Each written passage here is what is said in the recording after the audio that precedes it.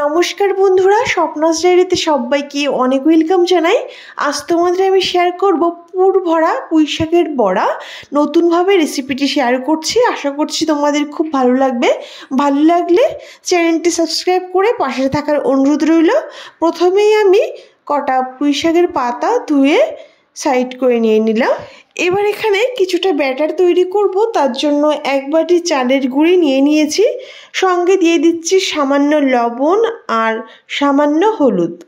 যেহেতু চালের গুঁড়ির পরিমাপটা কম, তাই এখানে কিন্তু হলুদ এবং লবণ দুটোই পুরো চা চামচের 4 ভাগের 1 ভাগ লেগেছে।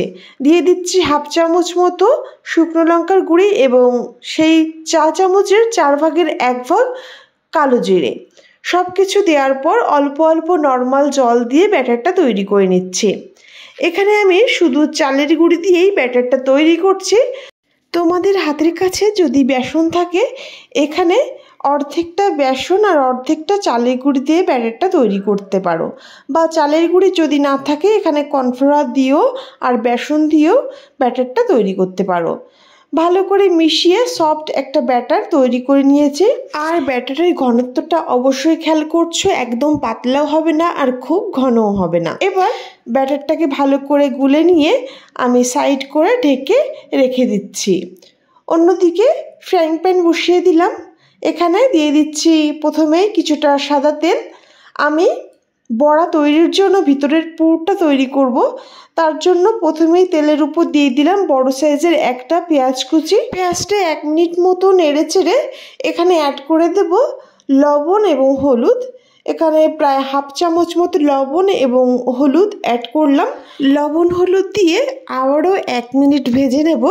যখন বেশ লালচে কালার ধরে যাবে পেঁয়াজে, সেই টাইমে এখানে অ্যাড করে দিচ্ছি বড় চামচের 1 চামচ আদা রসুন কুচি। এখানে তোমরা বাটাও ইউজ করতে পারো। আদা রসুনটা নেড়ে চেড়ে যখন কাঁচা গন্ধটা বেরিয়ে যাবে, সেই টাইমে এখানে অ্যাড করে দিচ্ছি ছোট সাইজের 2টো আলু আমি সিদ্ধ করে রেখেছিলাম। সেই 2টো আলু সিদ্ধ ম্যাশ করে আমি দিয়ে দিলাম। সঙ্গে দিয়ে দিচ্ছি 5-7টা কাঁচা লঙ্কা কুচি। সব কিছুকে ভালো করে আবারও পেঁয়াজের সঙ্গে মিশিয়ে নিলাম। নেড়ে চেড়ে ভালো করে মিশিয়ে নিয়ে এবার এখানে অ্যাড করব গুঁড়ো মশলা। দিয়ে দিচ্ছি হাফ চামচ মতো লাল লঙ্কার গুঁড়ো আর সেই হাফ চামচ মতোই জিরে গুঁড়ো। ভালো করে আলুর সঙ্গে মশলাটা মিশিয়ে নেব আর 2 মিনিট ধরে নেড়ে চেড়ে ভালো করে কষিয়ে নেব। তাহলে পুরোটা আমাদের প্রায় তৈরি হয়ে গেছে। আর 2 মিনিট ধরে কষিয়ে নিয়ে এবার আমি একটা পাত্রে তুলে নিচ্ছি। এক্সট্রা তেমন কোনো মশলা বা সবজি আমি অ্যাড করিনি। খুবই নর্মালভাবে পুরোটা তৈরি করলাম, কিন্তু খেতে দুর্দান্ত হয়। এভাবে তোমরা একবার তৈরি করে দেখতে পারো।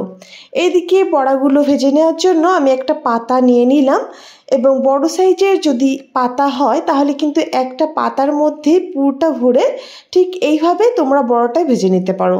তো দেখে নাও, এখানে এক সাইডে পুরোটা দিয়ে এইরকমভাবে ভাঁজ করে ঠিক এইভাবে ভেজে নিলেই কিন্তু বড়াটা তৈরি হয়ে যাবে।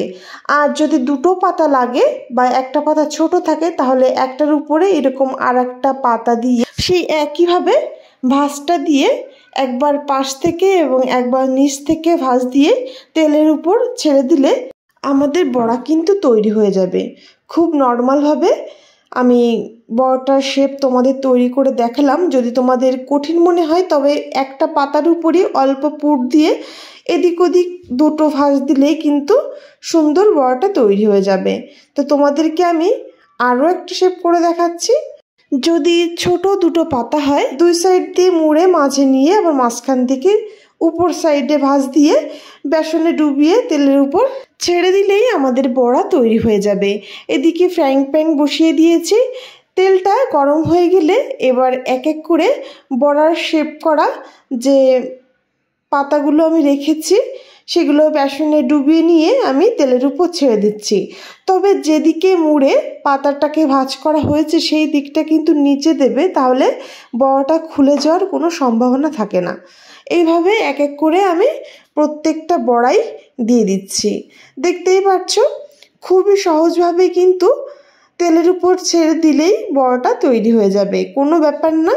এইভাবে প্রত্যেকটা বড়া আমি তৈরি করে নিয়েছি। তেলের উপর দেওয়ার পর 2 মিনিট ওয়েট করলাম।